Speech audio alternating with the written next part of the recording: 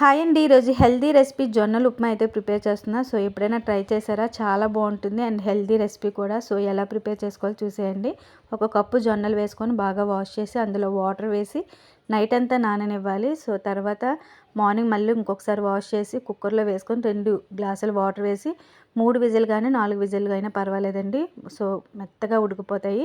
So తర్వాత stove మీద బాండీ పెట్టుకొని అందులోనే ఒక స్పూన్ నెయ్యి వేసుకొని జీడిపప్పు వేసి ఫ్రై చేసుకొని ఒక బౌల్లో తీసుకొని కొంచెం ఆయిల్ వేసి పోపు దినుసులు వేసి ఒకసారి ఫ్రై చేసుకున్న తర్వాత కప్పు ఆనియన్స్ 4 పచ్చిమిర్చి వేసి ఒకసారి ఫ్రై చేసుకోవాలి. టమోటాలు, క్యారెట్ ముక్కలు, గ్రీన్ పీస్ అండ్ కరివేపాకు కొంచెం సాల్ట్ వేసి బాగా ఫ్రై చేసుకోవాలండి. రుచికి తగ్గ సాల్ట్ అయితే వేసుకోవాలి. ఒకసారి అయితే మూత పెట్టుకొని బాగా ఫ్రై చేసేసుకోవాలన్నమాట. సో తర్వాత ఇందులో జొన్నలు అయితే వేసేసుకోవాలి వాటర్తో సహా.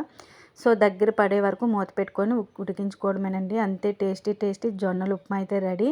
ఫైనల్గా కొత్తిమీర అయితే వేసుకోవచ్చు, లేదంటే లేదు. ఈ వీడియో నచ్చితే లైక్ చేసి సబ్స్క్రైబ్ చేసుకోండి.